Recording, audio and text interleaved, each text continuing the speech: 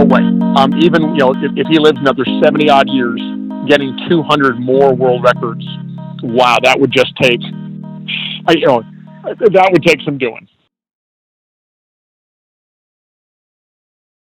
Hey everyone, John here. Welcome back to the Cast and Spear podcast. We have back on the podcast Steve Wozniak from 1000fish.wordpress.com, the living legend himself. He's going to give you a masterclass on what it takes to get world records from the IFGA.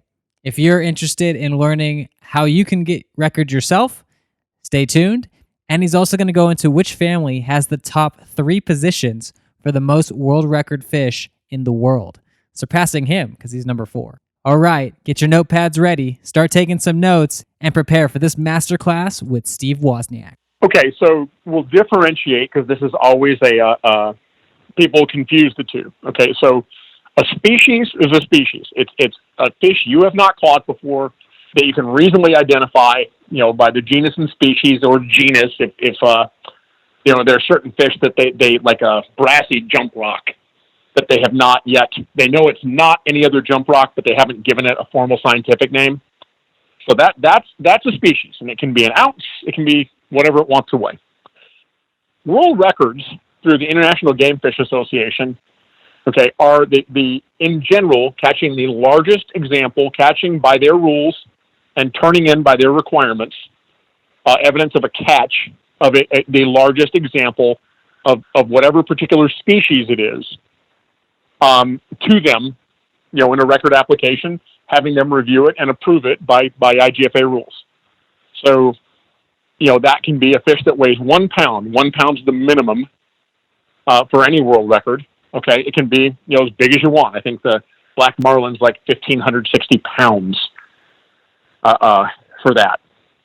People will always have caught. I must have this discussion so often that I just don't want to have it most of the time. You'll be on a pier in San Francisco, and somebody will say, "Oh yeah, that's Steve Wozniak there. He caught the world record rubber lip perch or whatever." And I usually smack the guy upside the head, my buddy who says it, because invariably the other person will respond, "Oh no," he'll say, "Yeah, it's 2 3/4 pounds."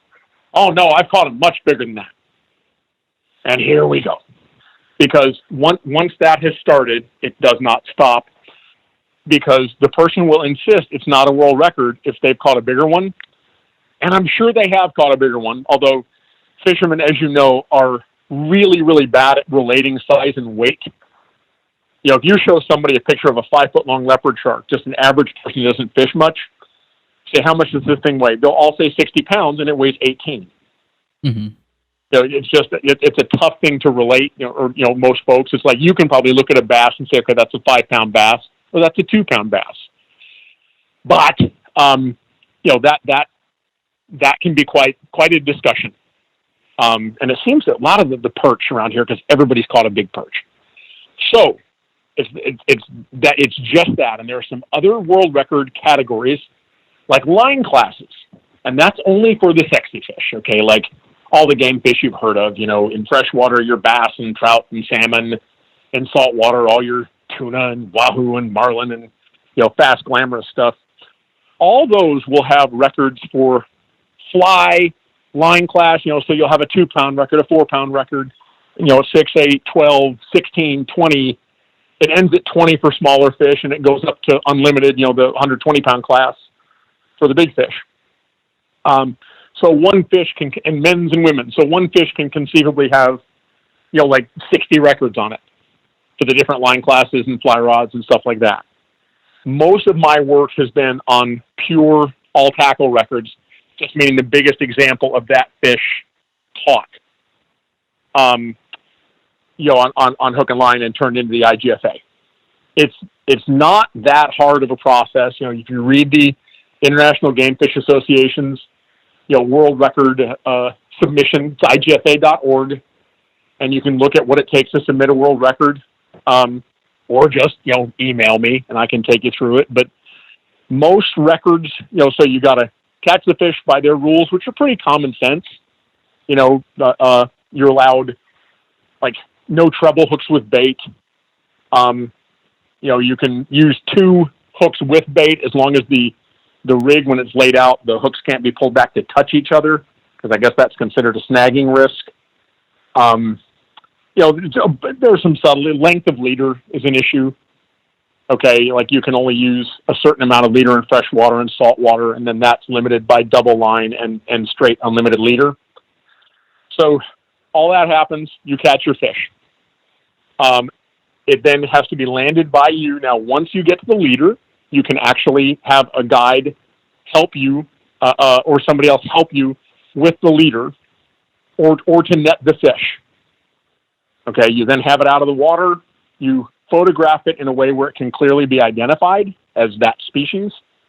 It's weighed and measured, and that's one thing that's a little intimidating. You need to have a certified scale, but BOGA grips actually certify quite nicely and quite easily.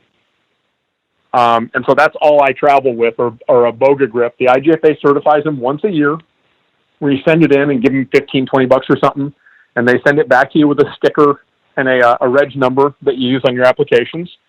And then that's a certified scale. If you don't own a certified scale, you'd have to kill the fish then, but you could bring it to a supermarket, which has a trade legal scale. I like the BOGAs because you can weigh the fish right on the shore and release the fish safely. World records must be weighed on dry land. And that is sometimes a disqualifier, because if you're at sea on a boat, you can't get an accurate weight because, the water's, you're on water, so it's pitching back and forth. It's any fixed structure, so if you can find a piling, I've weighed world records on a fixed piling. But otherwise, you do need to get to the shore. So the live well is handy for that. Like a lot of my San Diego Bay records, we just toss them in the live well, ran to shore as quick as we could, and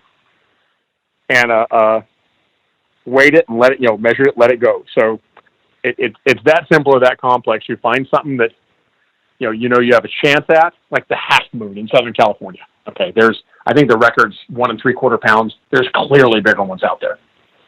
And so, if somebody wants to go out and target those things, like if they're out white sea bass fishing, and you get one around 2 pounds, get it in the live well, maybe get a tentative weight on it. If it looks close, get it in the live well and, get to the shore someplace. There's an application you fill out, which is pretty basic. You turn in 3-4 photos, of you with the scale, the rod, the fish. You give them your terminal gear and 50 feet of your line to make sure that your line's not, doesn't test over 120 pounds, or if you're turning in a line class record, over the line class. A little affidavit, I'm so-and-so, and I was fishing here and was using this and caught this, and, you've got witnesses. That's helpful, but, it's not always mandatory. I've turned in world records without witnesses. Not on anything you've ever heard of. And then you send it to the IGFA, and it usually takes them 2 to 3 months to get it processed. Typical places people lose them are not weighing it on dry land, having a leader that's too long, or like mixing it, like treble hooks and bait are always a no-no.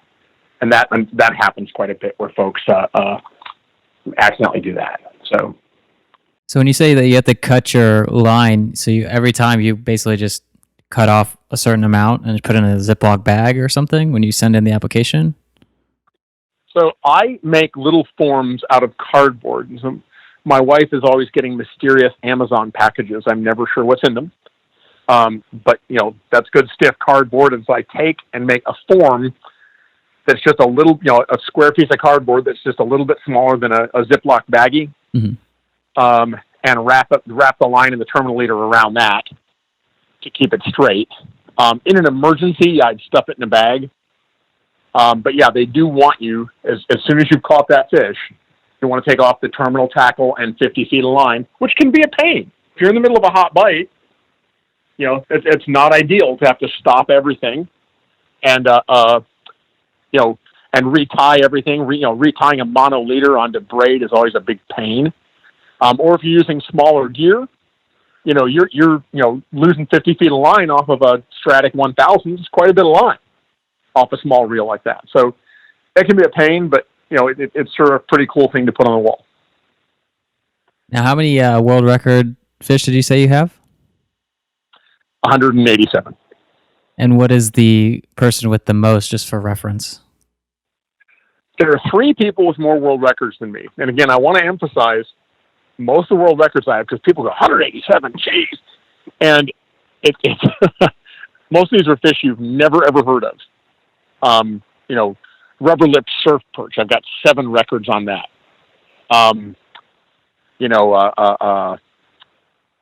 Orange or gold saddle goatfish. Just all kinds of odds and ends I've caught in my many travels. The 3 people with more records than me are all in one family, the Arostegui family. And the father, Dr. Marty Arostegui, who's in the IGFA Hall of Fame, there in Springfield, Missouri. Dr. Marty Arostegui has 400 and who cares? Okay, it's just 400 and change. It's a lot, and what a machine! And he's a wonderful guy, dear friend of ours, and is just awesome. His wife, Roberta, has 193. She's in 3rd. Their son is in 2nd, Martini Arostegui. And Martini has 203, and he's 26 years old. I feel like he's going to pass his dad. No way. No way? No way. Even, if he lives another 70 odd years, getting 200 more world records, wow, that would just take, that would take some doing. Not saying he couldn't, but like me at age 55, I wouldn't, and I have, I do the type of fishing where I will have years of a lot of world records.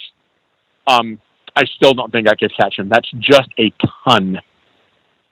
And as these exotic niches get filled, it's tough to go in and get huge numbers. I mean, nobody could go do, the rock or the surf perch thing I did maybe 5 years ago, where we got like 18, 19 world records in a year just on surf perch, mostly off of one pier. It's like, we figured that out, we did it. That's going to be hard to do again. So there were like, there was maybe a 12, 18-month period. I got a bunch of those records. And like saltwater in the Bay Area this year, I think I have 1 world record, and it's a bizarre one. But the numbers just slow down. It's just like in species hunting, you figure every 100 species after about 500 is going to be twice as expensive and twice as hard as the last 100. So, when you start getting up above 1,000, and there are, probably a couple folks right around 1,000, that next 100 gets a lot harder. And then the 100 after that, a lot harder. So I'm just privileged to be in the conversation with the Arosteguis. We have a photo of us from dinner when Marty was being put in the Hall of Fame in September. Photo of 4 of us, 1, 2, 3, 4 in the world.